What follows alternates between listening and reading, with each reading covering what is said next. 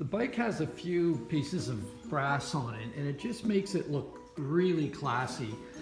So I've decided that I can probably add a few pieces of brass by doing it myself.